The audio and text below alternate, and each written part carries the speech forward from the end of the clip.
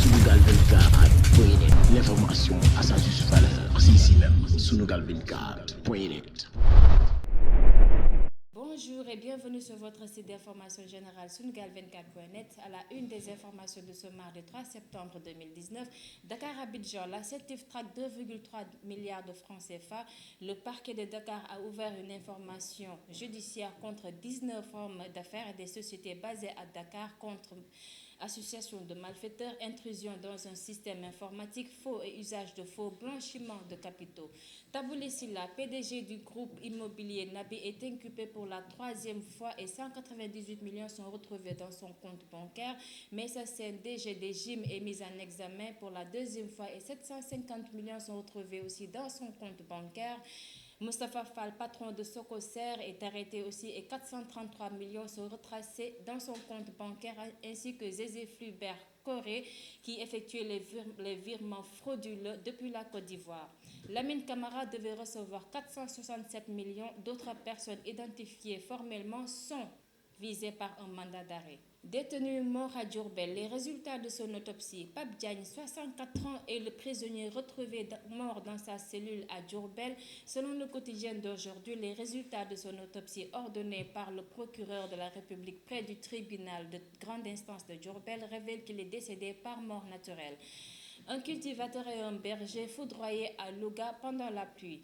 Un cultivateur du nom de Bélé Ba, âgé de 31 ans, a été retrouvé mort, frappé par la foudre sous un arbre au milieu de son champ. Le dimanche 1er septembre dernier, le drame est survenu près du village de Diatmel dans la commune de Nguer Malal. Dans cette même journée, au village de Nganyardien, dans l'arrondissement de Médienne, un berger du nom de Atrana Sow, 9 ans, a succombé à ses blessures après avoir reçu une décharge électrique en conduisant son troupeau sous une grosse averse de pluie. Ces deux découvertes macabres ont été faites par les proches des victimes qui sont allés à leur recherche après une longue absence. Les populations très peinées par ces drames, grièvement blessés dans un accident, Cheikh Amar accueilli à l'hôpital principal. Cheikh Amar, le patron de la TSE, a frôlé la mort dans un accident de voiture survenu hier sur la route de Ila Touba.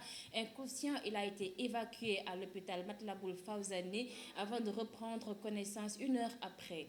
L'homme d'affaires se retrouvait la jambe droite fracturée, l'épaule droite également blessée, puis le menton.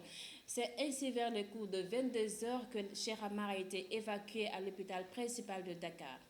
Lena Gueye hausse le ton et met les points sur les i sur son divorce d'avec Balla Gaye 2.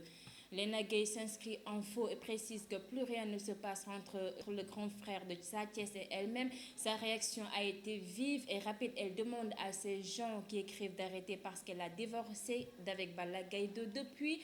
Donc elle ne veut plus rien en entendre. Trop c'est trop, je veux que vous me collez la paix, dit-elle en wolof. Dip Doundou Guiss sur le ministre de la Justice, qu'il arrête de dire des contre-vérités. Dip Doundou Guiss dénonce les mauvaises conditions des prisonniers et assène ses vérités au ministre de la Justice dans une interview accordée à nos confrères Tendance Rec. Le rappeur de Grand Yoff décrit les propos du ministre Malick Sall après la mort de 2 détenus. Le ministre ne doit pas se voiler la face sur la situation désastreuse des détenus.